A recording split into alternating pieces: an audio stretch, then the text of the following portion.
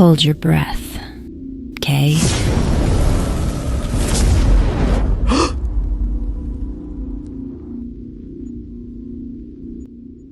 If you ever see a bonfire burning in the woods on a cold October night, run. Don't look back, don't scream, just run as fast as you can. I used to love fall. Now, when the smoke hits my tongue, all I taste is blood. We weren't trying to camp. It was just supposed to be a quick hang. Beers, cheap weed, somebody's inevitable bad music choices, and one last fall night out before the real cold moved in. Mason brought the truck. Eli brought the speaker. Sadie hooked us up with the weed. And I had the thermos spiked with enough whiskey to keep us warm for hours. We found a small clearing off Route 93. Hardly any traffic, just us. And the woods thick as sin. The bonfire popped and hissed. We sat on overturned logs, wrapped in flannel, laughing about everything and nothing. Someone roasted marshmallows. Someone else pissed in the bushes. It felt perfect. Stupidly perfect. I know it's been forever since we've been out to this spot, but man, it's creepy quiet out here. Sadie said, poking the fire. Eli laughed. That's how horror movies start.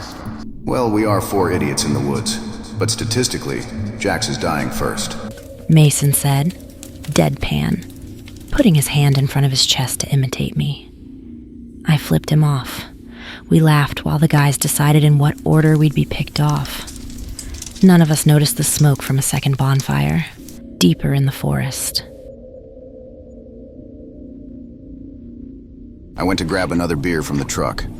That's all. Just one dumbass beer. The cold bit through my jacket and the fog was clinging low to the ground. The kind of October night where you could hear every twig snap, every dead leaf moving. That's when the first scream started. I was halfway back to the fire. I froze. Not because I wanted to, but in my haze-filled mind, the sound didn't make sense. Sadie, Eli, JAXX, all turned too. The laughter died fast. The only sound left was the crackling of the fire. Coyote? Eli muttered. It wasn't some distant coyote yip. Not even drunk did I mistake that. I knew with every fiber of my being this was human. A wet, desperate thing. A sound that said someone's lungs weren't working right anymore. Yeah, I muttered. Then that coyote's a fucking shapeshifter. Then something moved past the tree line so quick I almost thought my brain glitched. But that didn't stop the warning bells. Get the fuck up. Just as the words left my mouth, something slammed against a tree. Get in the truck, I yelled. Then I saw it come into view. A naked man, shaved bald, skin stretched tight and blue from the cold. None of that mattered, because I was looking at the siren red blood splash down his chest. Then 2 more figures stepped out from the trees. Truck now, I yelled. Eli grabbed JAXX. Sadie fumbled with her bag. Panic makes people stupid. I bolted toward the back of the clearing, thinking I could skirt around whatever the hell was coming out of the trees. My breath burned in the cold air. I could still hear JAXX screaming my name behind me. I didn't make it far before hands, cold, rough, snatched me from behind. A burlap sack went over my head. I bit, clawed, kicked. Someone just laughed in my ear. Then my head exploded. I woke up tied to a chair, head throbbing. It was old, maybe abandoned. It looked like a shack or maybe a barn. The smell was noxious, like rotting hay and something else I don't want to think too much about. My wrists burned.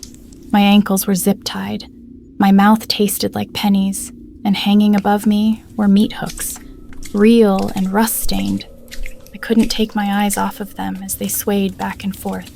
I kept my eyes firmly on the hooks, metal softly grinding against metal, because I didn't want to look at what was on them. Didn't want to see the reason the hooks were swaying back and forth. Somewhere behind me, footsteps crunched the straw.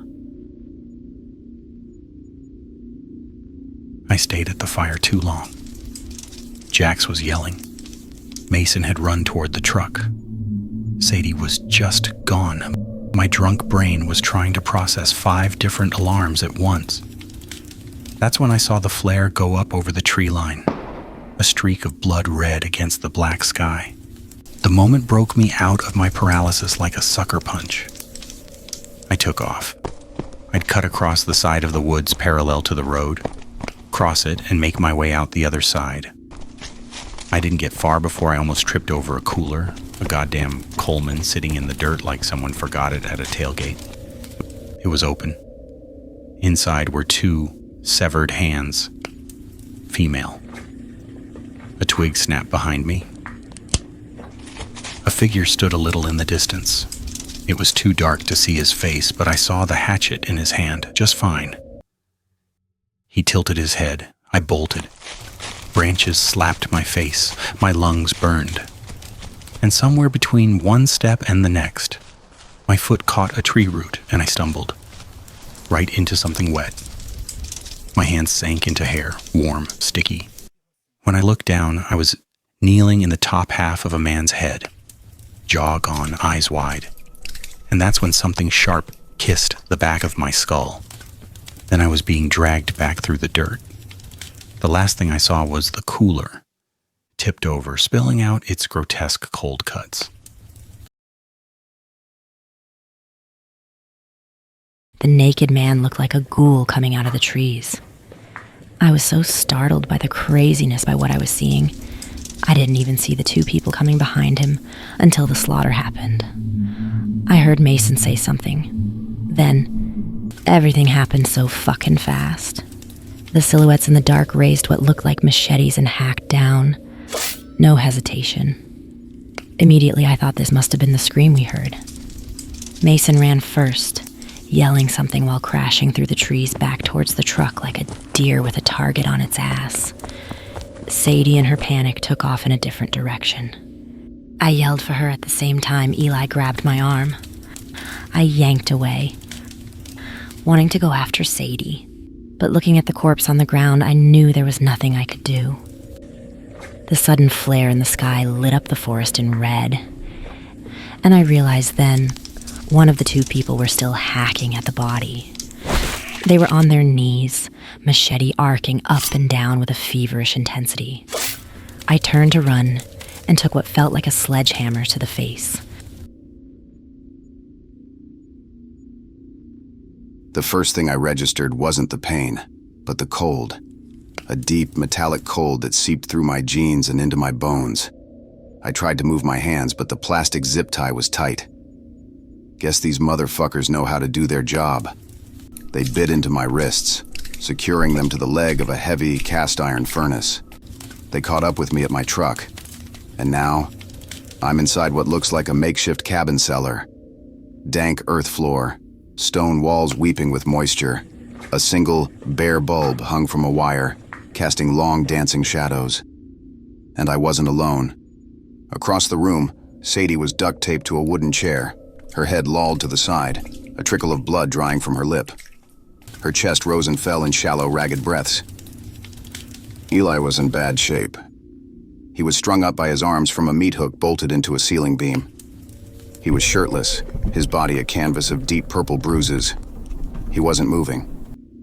The heavy wooden door at the top of the stairs creaked open. 2 figures descended. A big man in a lab coat, with a face that looked like it had been used to break rocks. And a woman, wiry and sharp, her eyes as empty as a dead screen. She held a steel bucket. The man stopped in front of me, his work boots caked in mud. He didn't smile. He just stared. You're awake. Good.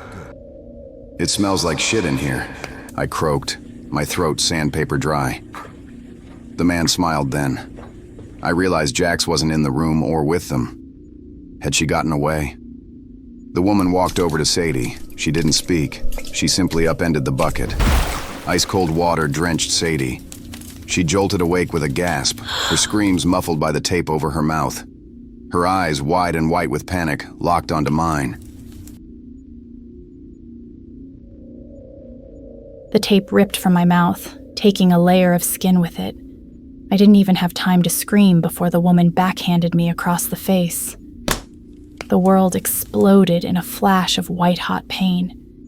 Sorry, dear, had to wake you up. You passed out on me before you were supposed to. The last thing I remember was feeling like I was having a heart attack when the woman first came up behind me. She didn't say a thing, just pressed the blade to my cheek and slowly drew it down, not deep, just enough to make me feel my heartbeat through every nerve ending. And now Mason's here, his face a mask of horror, pulling uselessly at his bindings. And Eli, oh God, Eli, please be breathing. Subject SADIE. Resilience. Low. Pain threshold. To be determined. The man said into a little recorder, turning to me. The wiry woman produced a pair of heavy-duty lineman's pliers. She held them up for me to see, the steel gleaming in the dim light. No, please no. We have money. My family will pay. Just let us go. The man ignored me and turned to the woman. Initiate physical degradation. Focus is non-lethal on extremities. The woman moved with practiced efficiency. She grabbed my left hand, splaying my fingers flat against the arm of the chair. I tried to pull back, but the tape held me fast. I screamed, a raw animal sound that echoed off the stone walls. Mason was shouting now, a string of curses and pleas. The woman placed the jaws of the pliers around my pinky finger. I squeezed my eyes shut. This wasn't happening. This was a nightmare. I was going to wake up. The sound was worse than the pain. A sickening, wet crunch of bone and cartilage giving way. The pain came a millisecond later, a blinding, nauseating wave that shot up my arm and into my brain. I screamed until my throat was raw, my body convulsing against the restraints. The woman dropped the severed finger onto the dirt floor. It lay there, a small, pale, and utterly horrifying thing. Observation. Vocal stress response is acute. Your turn, Subject Mason. Let's test for loyalty. Consciousness returned like a sledgehammer. Every inch of my body screamed in protest.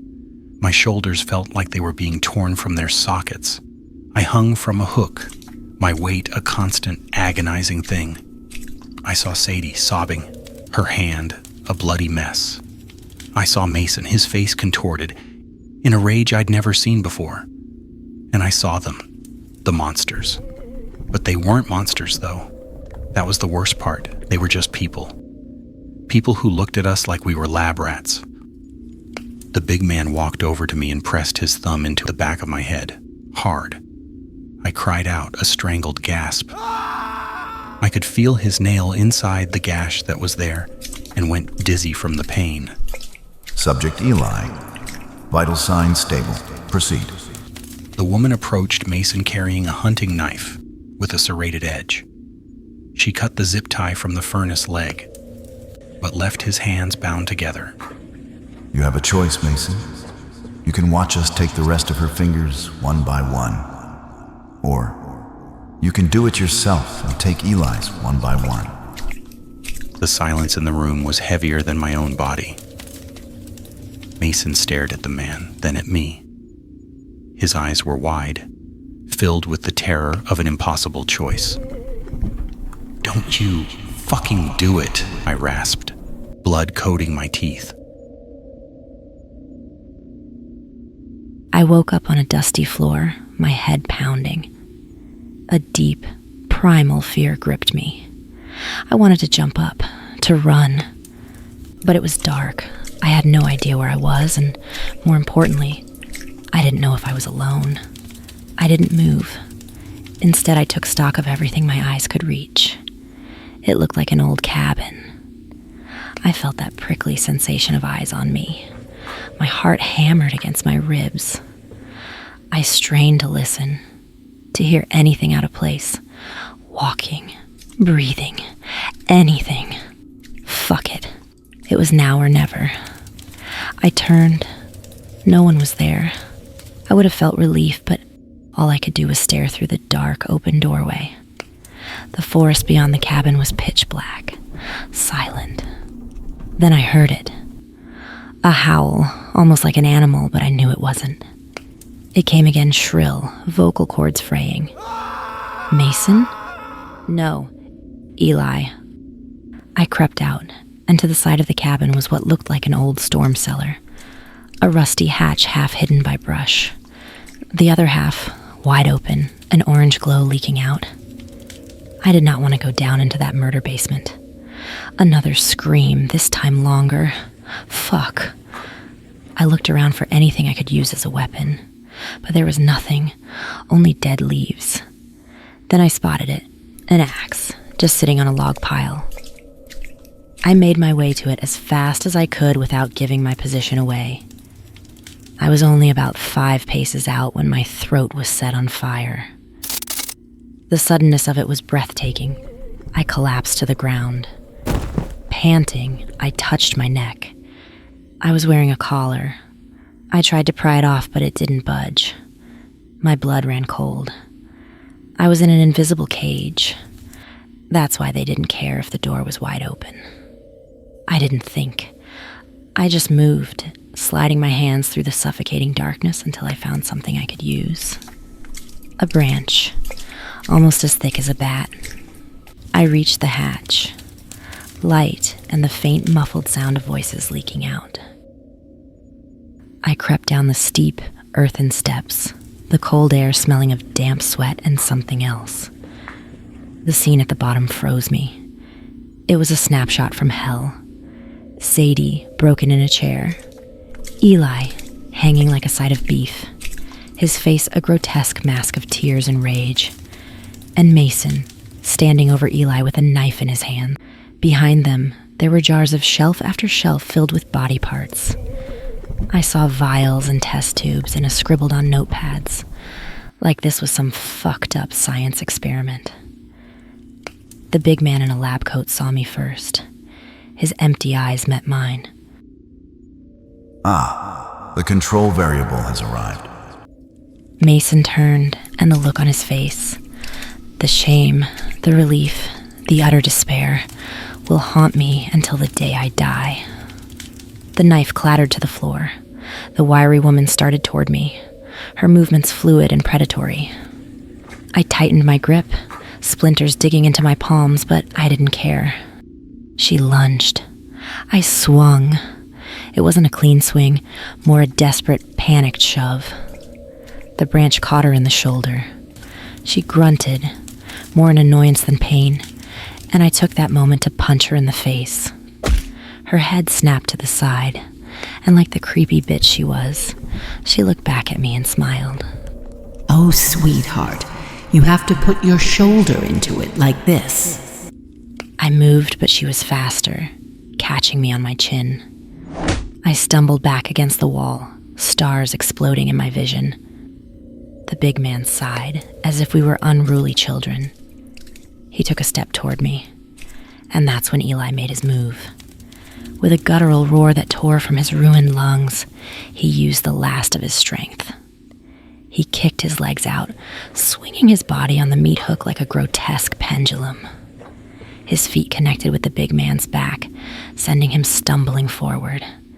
It was the distraction we needed. Mason didn't hesitate. He scooped the knife off the floor, but he didn't go for the man. With a swift, brutal slash, he cut the zip tie from his own wrists. He was free. Mason! I yelled, scrambling to my feet. But he didn't look at me. He looked at SADIE, who was weeping silently in the chair. Then he looked at Eli, who hung limp, his energy spent. And then his eyes met mine. And in them, I didn't see the terror or the desperation from before. I saw a cold, hard calculation that made my stomach drop. Mason, I said, my voice a whisper. The big man had regained his balance. He turned, a flicker of genuine anger on his stony face. He raised a hand, not to strike, but to signal. Mason turned to face him and nodded. It was the hardest fucking thing I've ever had to do, watching Sadie get hurt, seeing Eli strung up like an animal. But it was the deal. The only goddamn deal that kept me breathing. I met them 2 years ago, Kessler, a self-proclaimed scientist and all-around big fucker, and Rhea, his sycophant sidekick. I was out hunting and happened to come across a hiker. We shot the shit and drank. Then we got lost and stumbled into their killing den. It was either him or me. So I chose to make a deal with the devil. I told them if they didn't kill me, I'd bring them back test subjects. To make sure I wouldn't back out, they made me kill the hiker and filmed it. It was simple. I was a likable guy, so getting people to camp, hunt, or hike was pretty easy. Plus, they paid. A lot. Almost enough to make the nightmares almost worth it. And I get to live. But I had a quota to fill. And this year, the people I had lined up fell through. I had no choice but to bring in others I knew. What did you do? JAXX's voice was shattered glass. What I had to. The words tasted like ash. Kessler tossed me a key. Unhook him. I walked over to Eli. His eyes were open, staring at me with a depth of betrayal I didn't know was possible. I unlocked the shackle from his wrists. His body crumpled to the dirt floor in a heap. He wasn't dead. Not yet. The protocol demanded specific data points on expiration. Kessler pointed to the chair. As I moved toward Sadie, JAXX finally snapped, with a scream of pure, undiluted rage. I'll kill you! I'll fucking kill you! Rhea drove a knee into JAXX's stomach, and as she doubled over, Rhea grabbed a handful of her hair and slammed her face into the stone wall. There was a sickening, wet crack. Something inside me shifted. The carefully constructed wall of self-preservation started to crumble. "Hey!" I shouted at Rhea. Kessler raised an eyebrow. "She already has a collar on, she can't do anything." All variables are part of the equation. He walked over to where Sadie sat, paralyzed with fear. He drew a long, thin blade from his belt. He held the blade out to me. This was it. Another test. I looked at the blade. I looked at Sadie's pleading eyes. I looked at JAXX's broken nose. And I made my choice. I took the knife. I turned to Sadie. Her lips formed a silent please. And I spun, driving the blade deep into Kessler's throat. His eyes went wide with shock, not pain. He made a wet gurgling sound, his hands flying to the hilt protruding from his neck. Blood poured over his fingers, a dark arterial flood. "You piece of shit," I snarled. Rhea let out a shriek of fury and launched herself at me, but I was ready. As she came at me, I twisted the knife, and Kessler made a gasping, choked sound. She looked at him and stumbled. I didn't give her a chance to recover.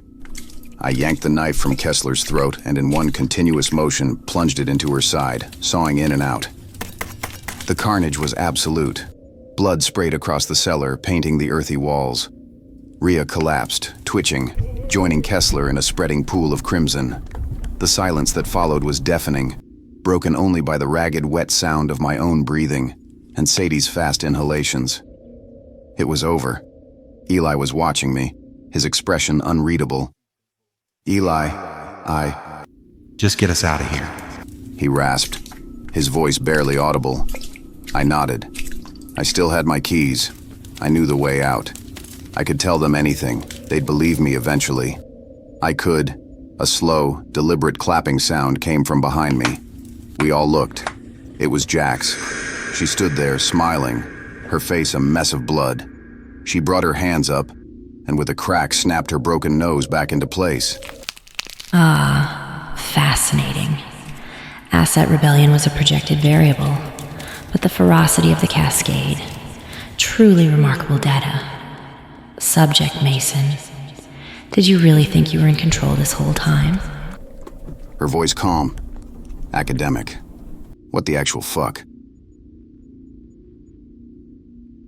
The key turned in the lock of the collar with a soft, definitive click. I undid the clasp and let it drop to the floor. Any scientist worth their salt knows you have to test your own hypothesis, though the electrical shock was a new addition. A wave of pure, undilated euphoria washed over me. So cold it burned. This was the data point I'd been waiting for. Poor Mason. Always the arrogant, overconfident stud, even back in high school. The day he'd stumbled upon Kessler and my Aunt Rhea in the woods was a gift. The hiker they'd been hunting was the intended subject. But Mason was a happy little accident. A better variable. It was true Kessler had been a scientist once. A brilliant one, before his volatile nature got him blackballed. My sweet, crazy, impulsive aunt had brought him home one day like a stray, and he'd stuck around like a giant, rabid pet. Useful, but ultimately disposable. My mind, however, was sharper than his, and my temperament was far more disciplined than my aunt's. This was my design. It was my idea to keep Mason alive. My college thesis was on the limits of self-preservation. The precise, quantifiable line where a person would sacrifice another to save their own skin. From stranger to acquaintance to friend to family to potential lover. Orchestrating this, controlling every variable, it was more exhilarating than I ever imagined. I reached under the table covered with Kessler's logs and pulled out the large, boxy tranquilizer rifle. It felt cool and reassuring in my hand. Mason was staring, disbelief written on his face. He thought he was the victor of his own story, but really, he was just the protagonist of my experiment. Subject Mason, you have successfully graduated to Phase 2. He raised a hand. Wait. I didn't. I fired 3 times in rapid succession. A wet thwump as a dart buried itself in Sadie's stomach. She gasped. Another thwump into Eli's thigh. He let out a final weak sound. The last dart hit Mason square in the chest. I watched, fascinated, as the cold numbness seized them. Mason's legs gave way first, and he crashed to the floor beside the 2 corpses he'd made for me. His eyes, wide with a final, horrifying understanding, locked onto mine. The last thing I saw was Jack stepping over the corpses without a second glance. Her eyes fixed on me, with the keen interest of a scientist observing a specimen. I stepped out into the cold October night and took a deep, cleansing breath. The crisp air was laced with the scent of pine and wood smoke from the bonfire still burning. Damn, the pain was invigorating. I touched my nose, the bridge already swelling. She'd gotten me good. A final, defiant variable. I used to love fall. Now, forever, when the wind carries that scent of wood smoke, I'll taste my own blood. I smiled, and I made a note to begin drafting my next research proposal. And there you have it. 4 friends, 1 October night, and a secret that burned hotter than the fire they lit. Just another reminder that a chill night with friends can turn into a bloodbath faster than you can say, "Pass me another beer." If you like your horror brutal, unfiltered, and served fresh from hell, hit subscribe and stick around. Well, until next time.